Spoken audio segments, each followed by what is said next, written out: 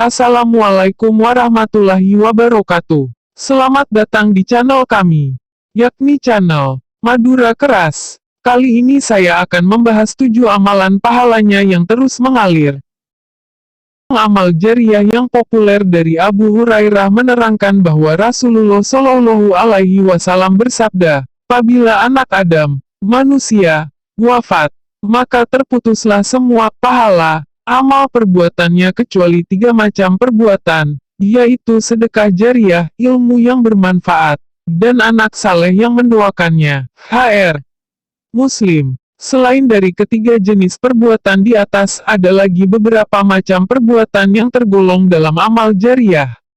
Dalam riwayat lain, Rasulullah Shallallahu Alaihi Wasallam bersabda, sesungguhnya di antara amal kebaikan yang mendatangkan pahala setelah orang yang melakukannya wafat ialah ilmu yang disebarluaskannya, anak saleh yang ditinggalkannya, mushaf, kitab-kitab keagamaan yang diwariskannya, masjid yang dibangunnya, rumah yang dibangunnya untuk penginapan orang yang sedang dalam perjalanan, sungai yang dialirkannya untuk kepentingan orang banyak, dan harta yang disedekahkannya. HR Ibnu Majah.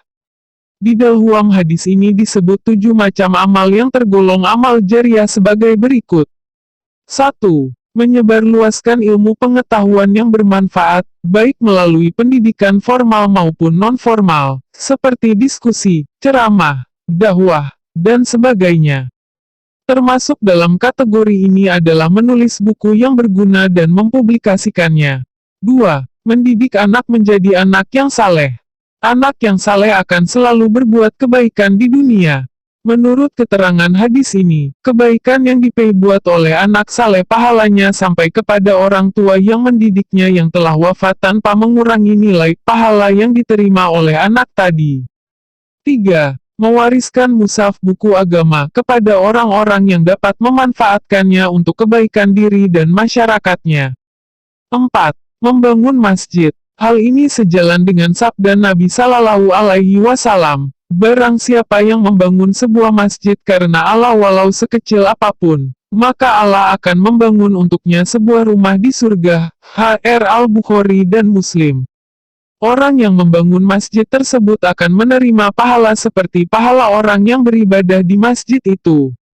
5. Membangun rumah atau pondokan bagi orang-orang yang bepergian untuk kebaikan. Setiap orang yang memanfaatkannya, baik untuk istirahat sebentar maupun untuk bermalam dan kegunaan lain yang bukan untuk maksiat, akan mengalirkan pahala kepada orang yang membangunnya. 6. Mengalirkan air secara baik dan bersih ke tempat-tempat orang yang membutuhkannya atau menggali sumur di tempat yang sering dilalui atau didiami orang banyak. Setelah orang yang mengalirkan air itu wafat dan air itu tetap mengalir serta terpelihara dari kecemaran dan dimanfaatkan orang yang hidup, maka ia mendapat pahala yang terus mengalir. Semakin banyak orang yang memanfaatkannya, semakin banyak ia menerima pahala di akhirat. Rasulullah Shallallahu Alaihi Wasallam bersabda, barang siapa membangun sebuah sumur lalu diminum oleh jin atau burung yang kehausan, maka Allah akan memberinya pahala kelak di hari kiamat. HR Ibnu Khuzaimah dan Ibnu Majah. 7. Menyedekahkan sebagian harta. Sedekah yang diberikan secara ikhlas akan mendatangkan pahala yang berlipat ganda. Terima kasih sudah menonton video saya. Semoga bermanfaat bagi kalian semua. Dan jangan lupa subscribe, like, share, dan tekan tombol lonceng, agar kalian tidak ketinggalan video selanjutnya.